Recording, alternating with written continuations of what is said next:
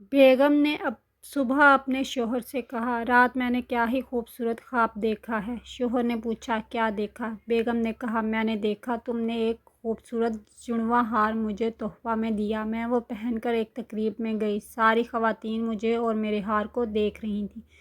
بتاؤ اس کا کیا مطلب ہوا؟ شوہر نے اپنی بیگم کو بہت محبت سے دیکھا، پھر اس کے کان میں سرگوشی کی، اس کی تدبیر کے لیے تمہیں بس شام تک انتظار کرنا ہوگا۔ بیگم خوشی سے نہال ہو گئی۔ شوہر کام پر چلا گیا۔ وہ دن بھر منصوبے بناتی رہی، ہار پہن کر میں پہلے کسے دکھاؤں گی۔ اس نے اپنے شوہر کے لیے بہترین کھانا تیار کیا اور انتظار کرنے لگی۔ شام کو شوہر جب واپس آیا تو ایک گفٹ پارسل دیدہ زیب کور میں لپٹا اس کے ہاتھ میں تھا۔ بیگم پارسل دیکھ کر ہی خوشی سے جھومنے لگی۔ اسے صبر کرنا مشکل ہو گیا۔ شوہر نے بھی زیادہ سسپینس نہیں رکھا بلکہ پارسل بیگم کو پکڑا دیا۔ بیگم نے بے صبری سے پارسل کھولا تو اندر ایک کتاب تھی جس کا عنوان تھا، آپ کے خوابوں کی تعبیر۔